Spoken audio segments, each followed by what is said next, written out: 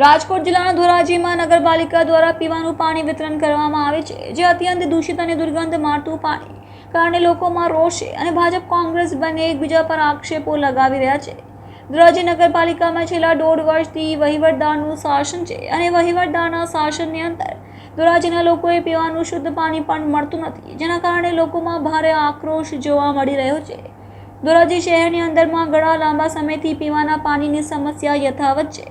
અહીંના લોકોનું કહેવું છે કે ધોરાજી શહેરમાં નગરપાલિકા દ્વારા જે પીવાનું પાણી વિતરણ કરવામાં આવે છે તે 8 થી 10 દિવસે વિતરણ કરવામાં આવે છે અને તે પણ ગંદુ અને દૂષિત પાણી વિતરણ કરવામાં આવે છે.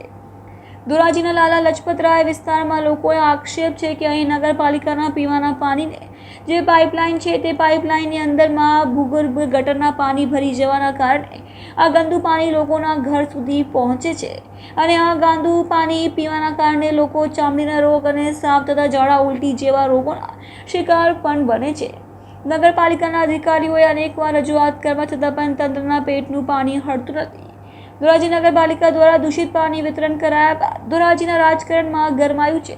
ધોરાજી શહેર કોંગ્રેસના પ્રમુખ ભાજપ અને ધોરાજી નગરપાલિકા વહીવટદારના અધિકારી પણ ગંભીર આક્ષેપો લગાવ્યા અને કહ્યું કે નગરપાલિકા અધિકારીઓ અને ભારતીય જનતા પાર્ટીના આગેવાનોની પણ આવડતના કારણે પ્રજાને દૂષિત પાણી પીવા માટે થઈ અને મજબૂર બનવું પડ્યું છે.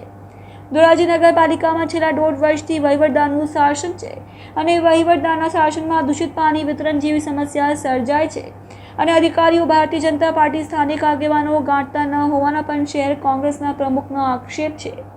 ધોરાજી શહેર કોંગ્રેસના પ્રમુખે ભાજપ પર અને નગરપાલિકા વહીવટદાર અધિકારી પર લગાવેલા આક્ષેપ બાબતે ધોરાજી શહેર ભાજપના પ્રમુખ રાજેશ બાગલા એ પણ એ વાતનો સ્વીકાર કર્યો કે ધોરાજીમાં ખરેખર દૂષિત પાણી વિતરણ થાય છે અને 8 થી 10 દિવસે પાણી વિતરણ થાય છે અને કોંગ્રેસ પર આક્ષેપ કરતા જણાવ્યું કે ગત ટર્મની અંદરમાં નગરપાલિકામાં કોંગ્રેસનું શાસન હતું અને પાણી વિતરણ વ્યવસ્થામાં કોંગ્રેસે કોઈ આયોજન ન કર્યું હોવાના કારણે હાલ પ્રજા હાલાકી ભોગવાની રહી છે. મારું નામ આશીષભાઈ જેઠવા, સામાજિક કાર્યકર, ધોરાજી, વોર્ડ નંબર 8. આજે ધોરાજીમાં લગભગ ઘણા સમયથી આ દુર્ગંધ અને ગટરનું પાણી વિતરણ કરવામાં આવે છે, પરંતુ તંત્રના પેટનું પાણી નથી હલતું.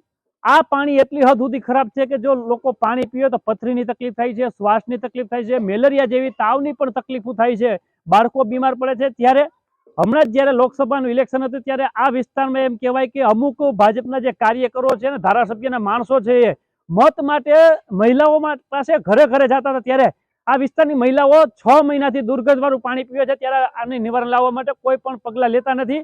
તંત્ર પણ જાણે કે આંખ બંધ કરીને બેસી ગયું એવું લાગે છે. આ પાણી એટલું દુર્ગંધવાળું છે, જે ધારાસભ્ય ધોરાજી ઉપલેટાના છે, એકવાર આ પાણી પીએ તો અમને એમ લાગે કે આ ધારાસભ્ય વિસ્તારને લોકોની પ્રજાની આ વેદના સમજી શકે છે. રાજુ બાલધા, પ્રમુખ શ્રી ધોરાજી શહેર ભારતીય જનતા પાર્ટી.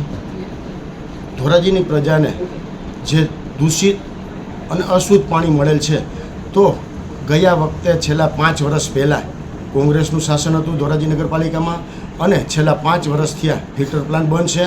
તે પણ આપ જોઈ શકો છો, નગરપાલિકામાં પણ તમે મેળવી શકો છો કે ક્યારથી ફિલ્ટર પ્લાન્ટ બંધ છે.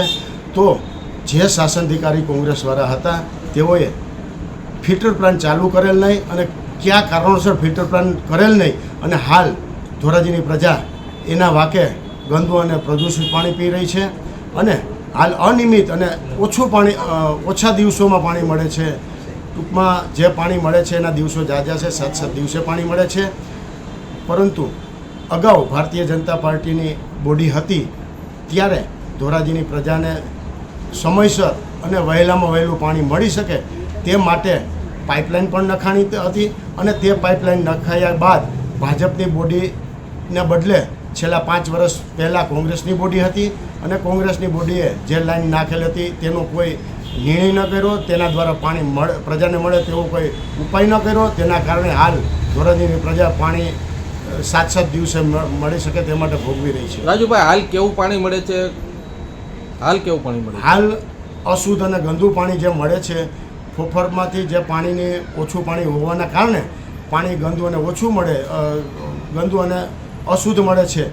તે માટે ધોરાજીની પ્રજાને ફિલ્ટર પ્લાન્ટ હોવા છતાં ફિલ્ટર પ્લાન્ટ દ્વારા મળતું નથી. તેનું કારણ એક જ છે કે ગયા વખતના શાસનમાં જે કોઈ કોંગ્રેસની બોડી હતી અને તેઓએ ફિલ્ટર પ્લાન્ટ ચાલુ કરેલ નથી અને છેલ્લા 5 વર્ષથી ફિલ્ટર પ્લાન્ટ બંધ છે. તેના કારણે ધોરાજીની પ્રજા ભોગવી રહી છે. રાજુભાઈ, કોંગ્રેસ એવો આક્ષેપ કરી રહી છે કે હાલ નગરપાલિકામાં વહીવટદારનું શાસન છે, ભાજપની કોઈ પકડ જ નથી અધિકારીઓ પર. એ પાયાવિહોણી વાત છે.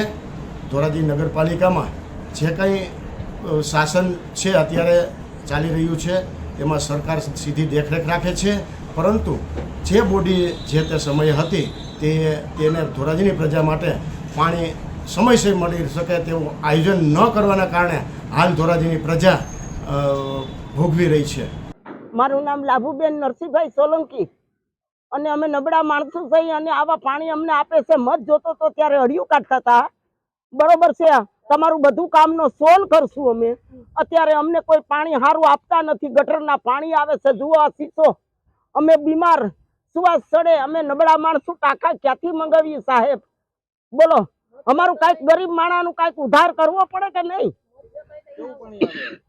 દોરું હાવ કદડા આવે છે અને ધારાસભ્ય દેખાતા જ નથી. પાછા મત લઈને વયા જાય છે ને અમને જવાબ આપતા નથી. કોઈ જાતિ અમારી અરજ કે રાવ સાંભળતા નથી. મારું નામ દિનેશભાઈ ઓરા, શહેર કોંગ્રેસ પ્રમુખ ધોરાજી. ધોરાજી શહેરની અંદર 8 થી 10 દિવસે પાણી વિતરણ કરવામાં આવે છે અને એ પણ દૂષિત અને ડોહળું પાણી વિતરણ કરવામાં આવે છે, જેને કારણે લોકોના આરોગ્ય સામે ખતરો ઊભો થયો છે.